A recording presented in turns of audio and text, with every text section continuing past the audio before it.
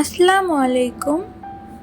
আজকে যে গল্পটি বলবো, গল্পটির নাম স্ত্রীর স্বীকৃতি, সূচনা পর্ব। চলুন গল্পটি শুরু করি।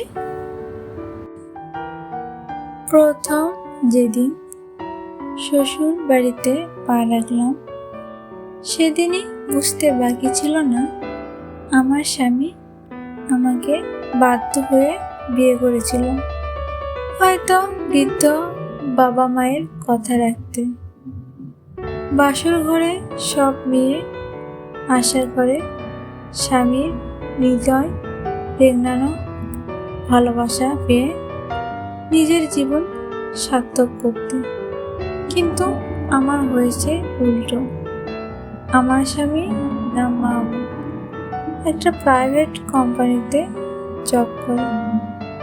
বাসর ঘরে আমি তার জন্য অধীর আগ্রহ নিয়ে লজ্জা লজ্জা মুখে বড় একটা ঘোমটা টেনে বসেছিলাম।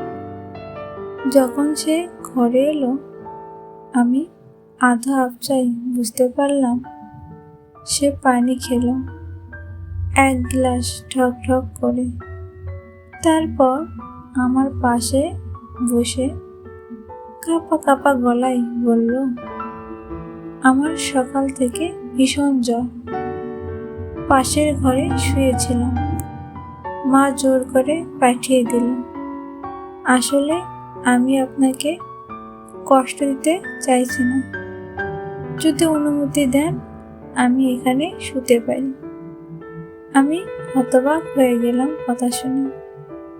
লোকটার গায়ে জ্বর, নিজেই ঘোমটা সরিয়ে তাকে স্পর্শ করতে যাব, তখনই চমকে উঠে বলে, প্লিজ কিছু মনে করবেন না, আমার বিশ্রাম দরকার।